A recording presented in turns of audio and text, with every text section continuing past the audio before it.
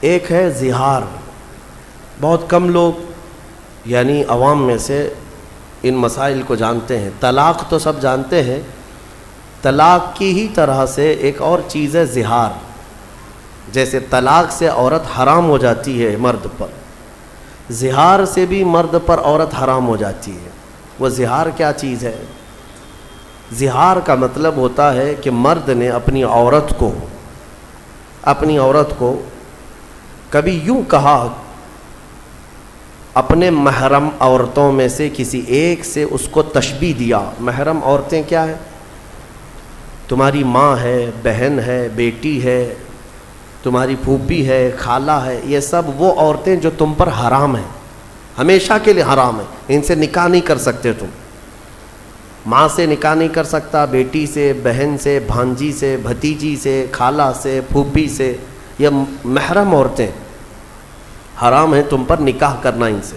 ان عورتوں میں سے کسی ایک سے تم نے اپنی بیوی کو تشبیہ دیا، ایسے کہا کہ تو میرے لیے میرے ماں کے فلاں چیز کی طرح ہے، یا تو میرے لیے میری بیٹی کی طرح ہے، یا میری بہن کی طرح ہے. اس کو کہتے ہیں زہار. محرم عورتوں سے ان کو تشبیہ دینا اپنی بیویوں کو، یہ زہار ہے. اور عورت حرام ہو جاتی ہے فوراً حرام ہو گئی اس پر. اگر تم نے اپنی بیوی کو یوں کہا کہ تو میرے لیے میری ماں کی طرح ہے، یا تو میرے لیے میری بیٹی کی طرح ہے، یا بہن کی طرح ہے. ان عورتوں سے اگر اپنی بیوی کو، اپنی منکوحہ کو تشبیہ دیا تو حرام ہو گئی عورت. ایک صحابیہ کے ساتھ ایسا معاملہ ہوا. خاتون عمر دراز تھی، دونوں کی بھی عمر ہو چکی تھی. وہ روتے ہوئے حضور پاک صلی اللہ علیہ وسلم کی بارگاہ میں آئیں. کہا کہ اتنے سال تو ہم اچھے خاصے رہے، اب جا کر کے میرے شوہر نے مجھے یوں کہہ دیا ہے کہ تو میرے لیے میری ماں کے مثل ہے، کیا کرے؟ تو وہ آ کر کے حضور پاک صلی اللہ علیہ وسلم کی بارگاہ میں بار بار سوال کر رہی تھی. تو رسول کریم صلی اللہ تعالیٰ علیہ وسلم وحی کے اترنے کے انتظار میں تھے کہ اللہ تعالیٰ اس کا حکم کیا فرمائے گا. تو اللہ تعالیٰ نے پوری سورہ اتار دی. قد سمع اللہ قول التی تجادلک فی زوجہا. تحقیق کہ اللہ نے اس خاتون کی بات سن لی جو اپنے شوہر کے معاملے میں آپ سے بحث کر رہی ہے. وتشتکی الی اللہ، اور اللہ کی بارگاہ میں شکایت کر رہی ہے کہ میرا معاملہ کیا ہے، بتا دیا جائے. تب رب تبارک و تعالیٰ نے پورے احکامات اس میں بیان کر دے کہ عورتوں کو اگر کسی نے اپنے ماں کے مثل کہا تو پہلی بات تو یہ عورتیں تمہاری نہ ماں ہیں، نہ تمہاری بیٹیاں ہیں، نہ تمہاری بہنیں ہیں. اس طرح کی بات کہنا حرام ہے.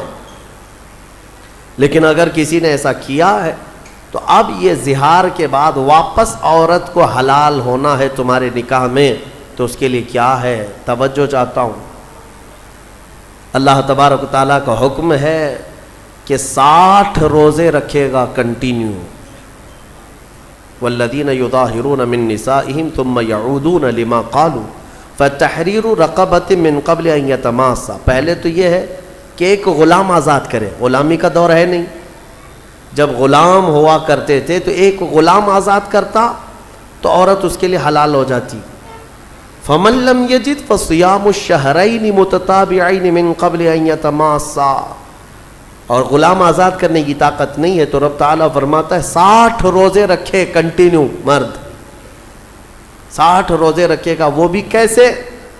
ایک بھی اگر بیچ میں چھوڑا تو پیچھے کے سب پھر غائب، پھر سے اسے کنٹینیو کرنا پڑے.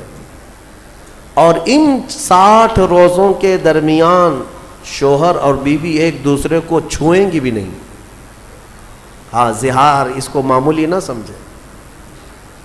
اور پھر اگر اس کی بھی طاقت نہیں ہے فمن لم یستطع فاطعام 60 مسکینا. اللہ نے فرمایا 60 روزے رکھنے کی اگر کنٹینیو طاقت نہیں ہے تو پھر 60 مسکینوں کو کھانا کھلائے. اس کے بعد پھر عورت حلال ہوگی. تو یہ زہار کے مسئلے جاننا چاہیے.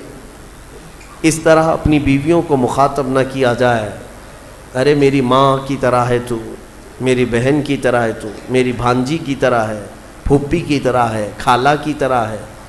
یہ سب وہ عورتیں ہیں جو تم پر حرام ہیں، ان سے تشبیہ دینا اپنی عورت کو حرام ہے، اور بیوی تمہاری حرام ہو جائے گی تم پر۔ اس مسئلے کا اس سورہ مجادلہ میں اللہ تعالیٰ نے ذکر فرمایا۔ اس کے بعد کئی معاملات اس میں آئے، آداب بھی محفل کے بتائے جا رہے ہیں۔ اللہ تعالیٰ فرماتا ہے کہ جب ایک بات یاد رکھو، 3 لوگ تم لوگ بیٹھ کر بات کر رہے ہو، 3 لوگ بیٹھ کر کے کہیں بات کر رہے ہو، اللہ فرماتا ہے چوتھا تمہارا رب اس محفل میں ہے، دیکھ رہا ہے۔ اور اگر تم 5 لوگ بیٹھ کر کے بات کر رہے ہو تو چھٹا تمہارا رب تعالیٰ ہے جو تمہاری محفل کو دیکھ رہا ہے۔ اب یہاں سے احکام یہ بھی ملتے ہیں کہ محفل میں بیٹھے ہوں تو کانا پھوسی کرنا منع ہے۔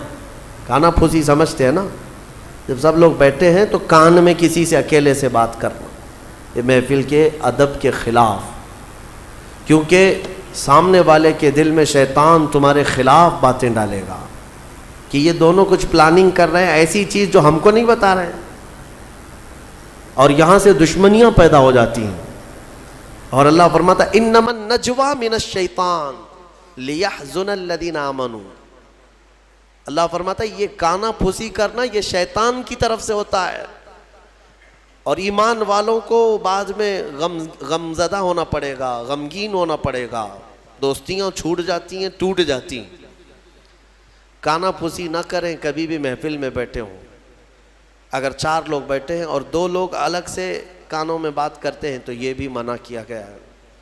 اور اسی سے ہمارے بعض بزرگ علماء نے یہ بھی فرمایا ہے کہ کانا پھوسی کا جو مسئلہ فرمایا گیا کہ تم اگر یہ سمجھتے ہو کہ تیسرے سے چھپ کر کے میں بات کر رہا ہوں تو ایسا نہیں، اللہ تمہاری باتوں کو سن رہا ہے۔ اور اسی سے یہ مسئلہ بھی اخذ کیا گیا ہے کہ آج کے زمانے میں اس کانا پھوسی کا سب سے بڑا آلہ موبائل ہے۔ یعنی تم ایک جگہ ہو، کوئی اور دوسری جگہ ہے، اور تم تنہائی میں بات کر رہے ہو، یہ بھی جو ہے نجوا ہے، یعنی چھپ کر کے بات کرنا۔ اور اگر کوئی یہ سمجھتا ہے کہ میں سارے لوگوں سے چھپ کر کے موبائل میں تنہائی میں بات کر رہا ہوں، قرآن میں مولا نے فرمایا تیسرا تمہارا رب ہے۔ تمہاری باتیں بلکہ تمہاری آنکھوں کی خیانت کو، تمہارے دل میں گزرنے والے حالات کو بھی مولا دیکھ رہا ہے۔ تو یہ چیز ہمیشہ یاد رہے کہ تنہائی میں بات کرنا ہو، چیٹنگ کرنا ہو، لوگوں کے ساتھ اس طرح کانا پھوسی کرنا ہو، یہ سب اسی زمرے میں آتے ہیں۔ ان نوجوانوں کے لیے یہاں پر تنبیہ ہے جو یہ سمجھتے ہیں کہ رات کی تنہائی میں مجھے کون دیکھ رہا ہے، میں رات کے 2-2 بجے 3-3 بجے ماں باپ سے چھپ کر کے بات کروں، اجنبی عورتوں سے جس سے تمہارا کوئی رشتہ نہیں ہے نکاح کا، اور تم یہ سمجھتے ہو کہ کسی کو پتہ نہیں چل رہا میرا اور اس کا معاملہ ہے۔ ہاں، یہ کھانا پھوسی ہے، یہ ناجائز طریقے سے ایک دوسرے سے بات کرنا اشد حرام ہے۔ اللہ رب العزت تمہارے ان حالات کو دیکھ رہا ہے۔ اور پھر میرے عزیزوں، کوئی اس طرح کے گناہ چھپتے نہیں، چھپتے ہیں، پھر چھپتے نہیں چھپتے ہیں۔ تو یہ موبائل کی خیانت کو بھی اپنے ذہن میں رکھیں، موبائل کی خیانت کو بھی۔ ہمارے پہلے جو بزرگ ہوا کرتے تھے یہ کہا کرتے، عام لوگوں کی بات میں کر رہا ہوں، کہتے تھے نا کہ بیٹا دیوار کے بھی کان ہوتے ہیں، یہ بولا جاتا تھا دیوار کے بھی کان ہوتے ہیں۔ کیا مطلب ہے کہ جب تم بات کرتے ہو اور تم کو ایسا لگتا ہے کہ اب کوئی نہیں سنے گا، یہ راز ہمارے دو کے درمیان، ایسا نہیں ہوتا۔ یہ بات جب رب تبارک و تعالیٰ چاہے گا وہاں سے دور نکالے گا۔